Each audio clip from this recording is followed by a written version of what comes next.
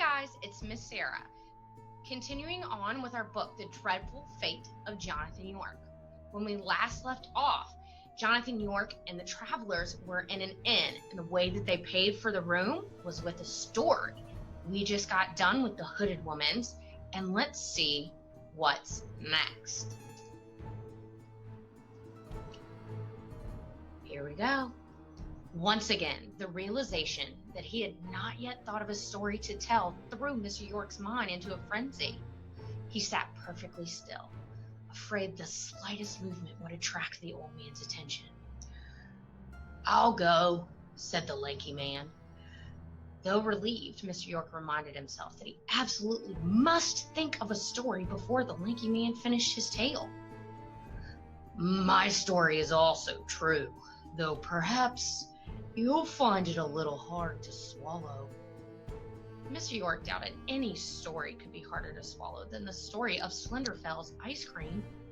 The lanky man leaned forward, took a breath, and began. "A while ago, 2 years or 3, I went with my lover to the Sinlingo Sea, and when the tide came in and rose, I took a moment to propose. Oh, what a rare and joyous thing when her eyes beheld the ring. The ring, you see, was emerald green, the richest stone she'd ever seen. Alas, the joy we felt was brief. A wave rolled in and hit the reef. The water flew and caught her grip, and from her grasp the ring did slip. It dropped straight down, as I had feared, gave one last gleam, then disappeared. Into the inky dark below, how quick it sank, we'll never know.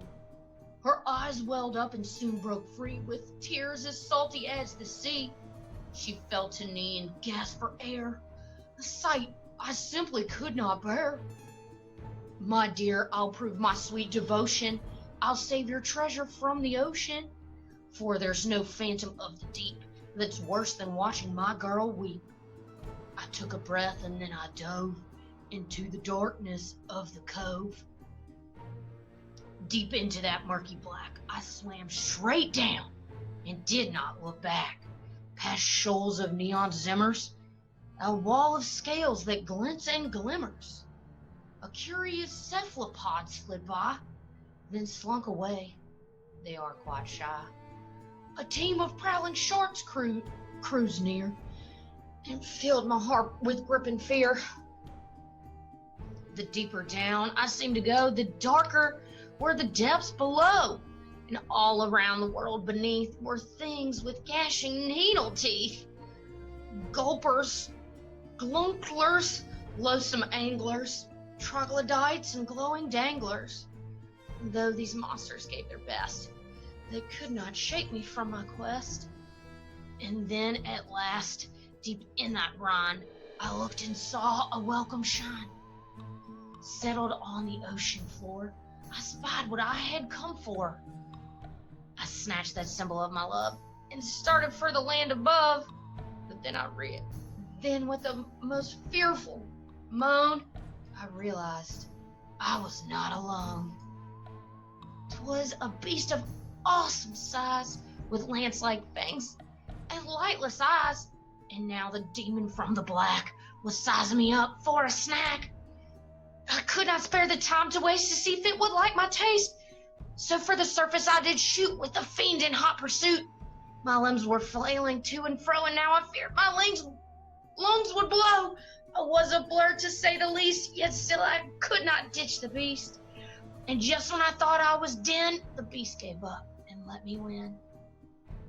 So having cheated my own death, I reached the top and grasped for breath.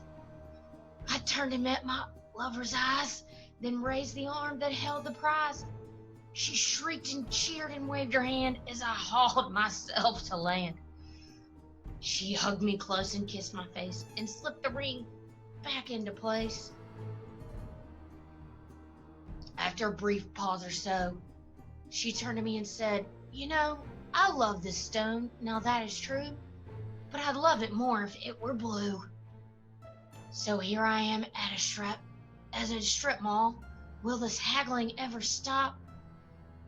Yet, to say this makes me sound so cheap, life was saner in the deep.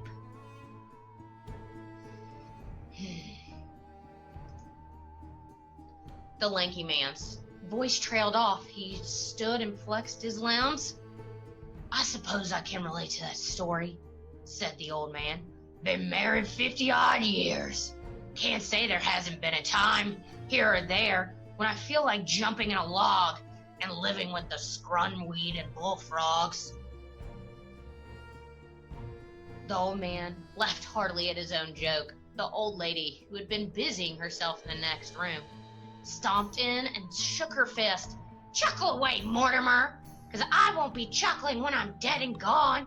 You'll be sitting at this table with an empty plate in front of you and a sea of dirty underwear underneath you.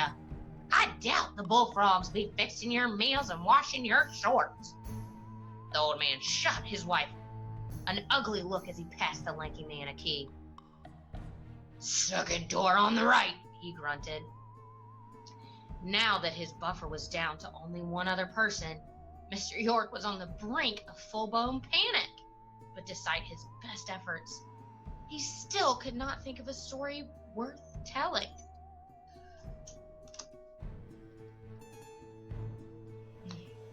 The odd man snapped his fingers, signaling that he was ready to share his anecdote. And even before he started, Mr. York was certain that this was going to be a weird one. Let's see what it is. There's aliens! So many aliens. Everybody's been captured. Let's see what's going on. Oh man, there looks to be a battle.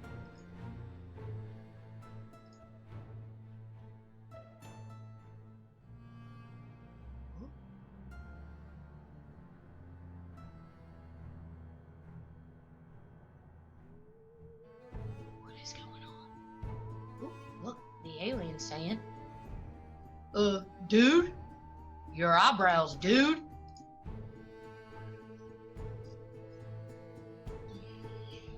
The odd fellow folded his hand and leaned back.